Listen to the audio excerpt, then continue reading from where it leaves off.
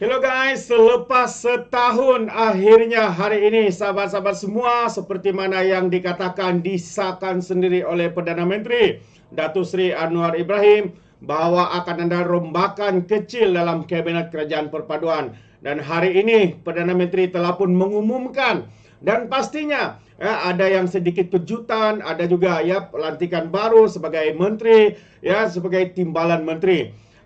Jadi menarik untuk kita dengar sendiri semasa pengumuman daripada Datuk Seri Anwar Ibrahim. Dan bagi saya satu perkara yang agak menggembirakan adalah Gobind Singh dilantik semula sebagai Menteri Penuh kerana beliau adalah seorang yang begitu hebat, begitu berwibawa dan komite dalam kerjanya amat sayang jika tidak dimasukkan dalam kabinet. Dan kalau saya tidak silap, YB Steven Sim juga dipindahkan kementerian dan sekarang ini menganggotai ataupun mengetuai kementerian.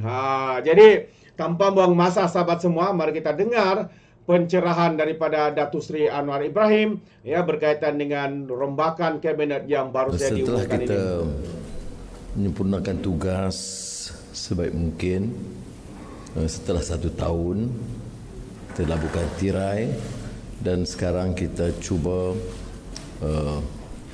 membawa sedikit penyesuaian dan perubahan yang diperlukan. Keadaan juga berubah, bukan saja berdasarkan prestasi yang lalu, tetapi perubahan-perubahan dari segi pertumbuhan ekonomi, permasalahan rakyat termasuk kos sara hidup yang harus ditangani dengan baik, juga penerimaan peringkat antarabangsa yang meletakkan tugas di Kementerian Luar Negara juga berubah. Kemudian juga isu-isu pendidikan tinggi, terutama dalam beberapa usaha kita meneroka beberapa bidang baru seperti artificial intelligence, digital transformation, yang menyebabkan saya memikir semula untuk membuat sedikit sebanyak penyesuaian melihat kepada keadaan dan tuntutan semasa. Maka setelah berbincang dengan ketua-ketua parti komponen yang utama, saya membuat beberapa cadangan dipersembah kepada Kebawah Duli Yang Maha Mulia Tuan Ketua-Pertuan Agong dan diberi perkenan. InsyaAllah pada petang ini akan diadakan majlis angkat sumpah di Istana Negara hanya bagi menteri-menteri baru yang terlibat dari segi penyesuaian dan pertukaran jabatan tidak dikehendaki mengangkat sumpah. Jadi hanya menteri-menteri dan timbalan menteri.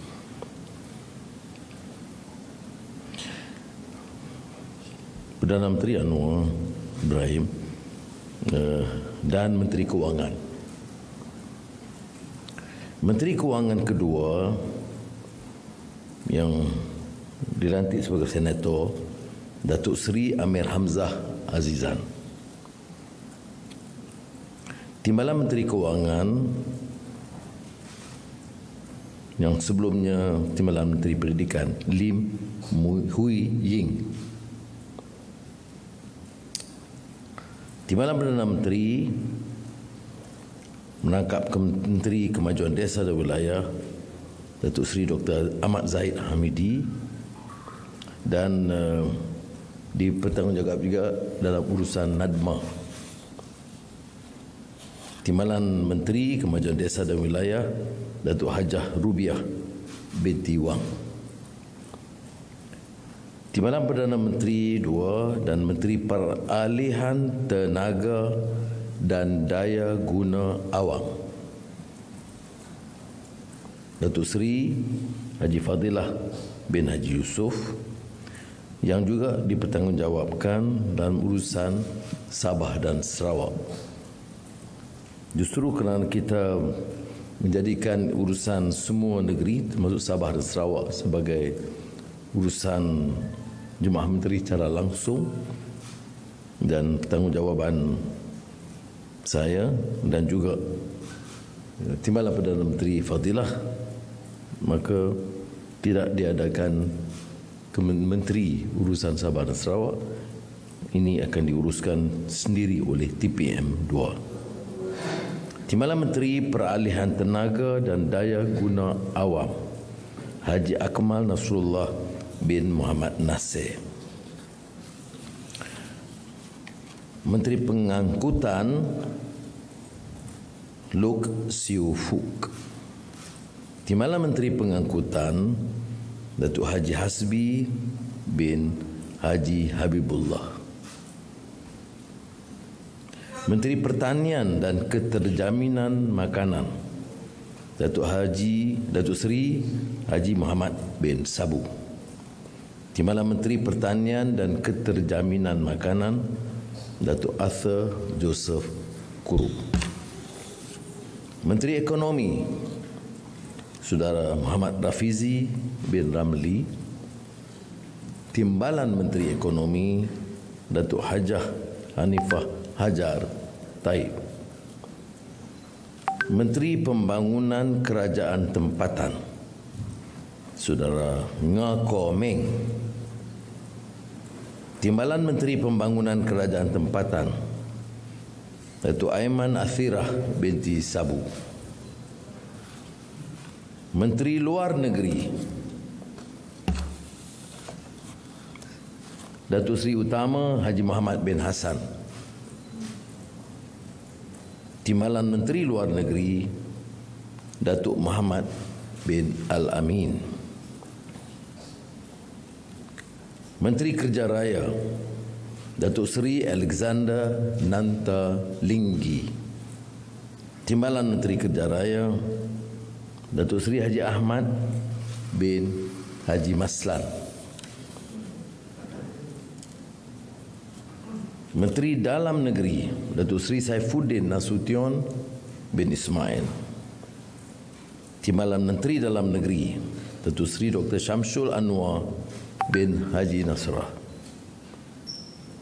Menteri Pelaburan, Perdagangan dan Industri Tengku Datuk Seri Utama Zafrul bin Tengku Abdul Aziz. Timbalan Menteri Pelaburan, Perdagangan dan Industri Liu Chin Tong. Menteri Pertahanan Datuk Seri Muhammad Khalid bin Nordin. Timbalan Menteri Pertahanan Saudara Adli bin Zahari. Menteri Sains, Teknologi dan Inovasi Saudara Chang Li Kang. Timbalan Menteri Sains, Teknologi dan Inovasi Datuk Haji Muhammad Yusof bin Afdal. Menteri Pembangunan Wanita, Keluarga dan Masyarakat Datuk Seri Hajah Nancy binti Syukri. Timbalan Menteri Pembangunan Wanita, Keluarga dan Masyarakat Datuk Seri Dr. Nuraini binti Ahmad. Menteri di Jabatan Perdana Menteri Undang-Undang dan Reformasi Institusi Datuk Seri Azalina Osman Said. Timbalan Menteri di Jabatan Perdana Menteri Undang-Undang dan Reformasi Institusi M. Kulasegaran anak lelaki V. Murugesan. Menteri Sumber Asli dan Kelestarian Alam. Ini kementerian baru pecahan dari NRECC. Saudara Nik Nazmi bin Nik Ahmad.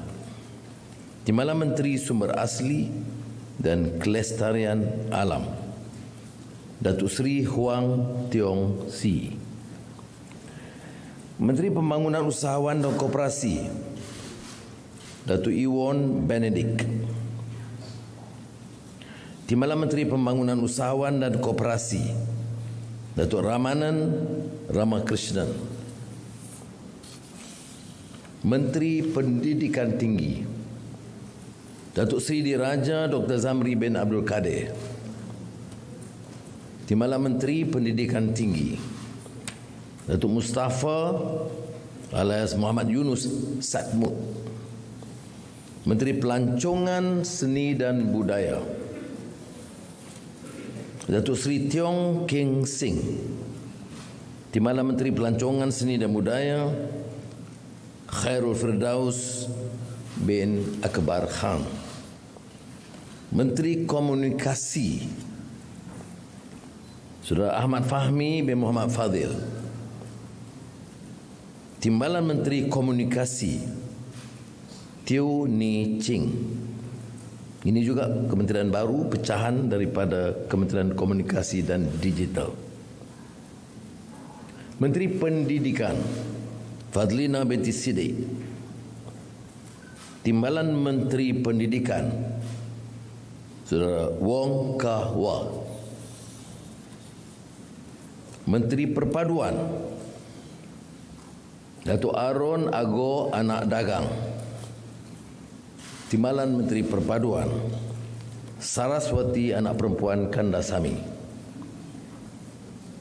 Menteri di Jabatan Perdana Menteri Hal Ehwal Agama Datuk Setia Dr. Haji Muhammad Naim bin Haji Mukhtar. Timbalan Menteri di Jabatan Perdana Menteri Hal Ehwal Agama Profesor Dr. Zulkifli bin Hassan. Menteri Belia dan Sukan Hanayo Sio Huan. Timbalan Menteri Belia dan Sukan Adam Adli bin Abdul Halim. Menteri di Jabatan Perdana Menteri Wilayah Persekutuan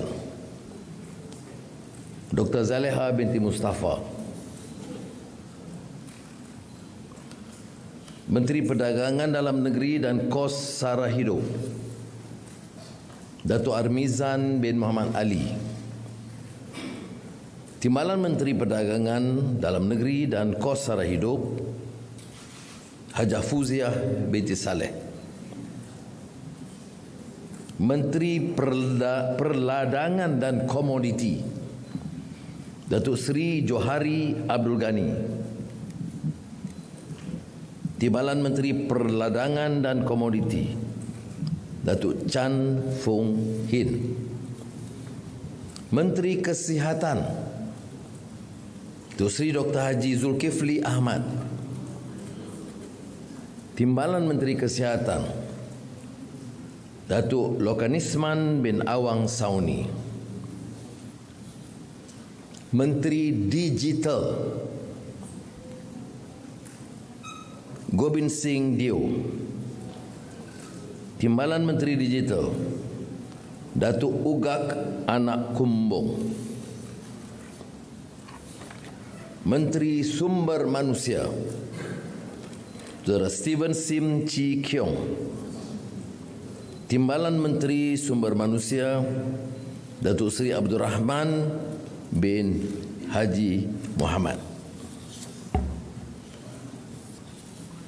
Terima kasih. Okey, soalan.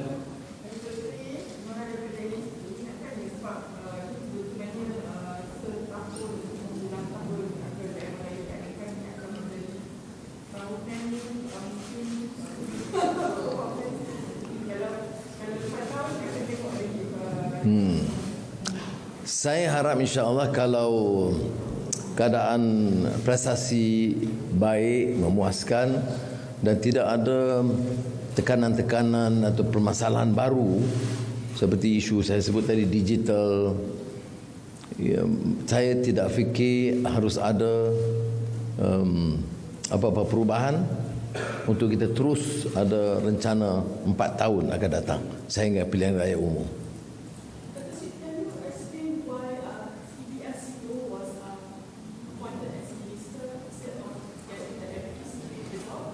Well, my personal view, and I think I have built this general consensus, that the Ministry of Finance, other than being headed by me, must have a strong professional team to ensure that we are on the right track and focus on the economy and not to be sidelined or deflected by political pressures, right? And he has shown enough competence, ability, and has managed the affairs of EPF in a very impressive and satisfactory manner.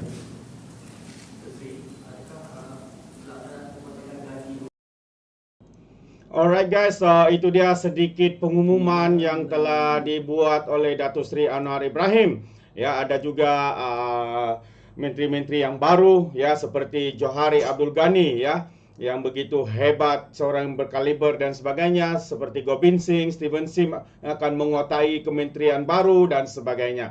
Jadi ini adalah perkara yang baik dan kita boleh lihat bahwa apa yang dilakukan oleh Perdana Menteri ini adalah untuk melihat kelompangan atau mana-mana bahagian yang diutamakan untuk membantu negara, memulihkan ekonomi dan sebagainya. Terima kasih Perdana Menteri, kita harapkan kabinet yang baru ini mampu untuk membangkitkan, ya, membantu Perdana Menteri mengeluarkan negara kita khususnya dalam permasalahan-permasalahan yang ada pada negara kita yang diwarisi maupun masalah baru. Jadi sekiranya sahabat semua Anda mungkin mau memberikan sebarang komen, pandangan berkaitan dengan kabinet baru ini, Anda boleh berikan di dalam ruangan komen. Tapi ingat, komen dengan cara berhema. Alright, so terima kasih, sampai di sini saja. Izinkan saya untuk mengundurkan diri dan seperti biasa, peribahasa mengatakan, tapapun kangkap, 2 ton keinginan. Dalam bahasa Melayunya, tepuk dada, tanya selera. Sekian saja pada Alright Nampak Channel. Saya kita berjumpa lagi. Bye-bye.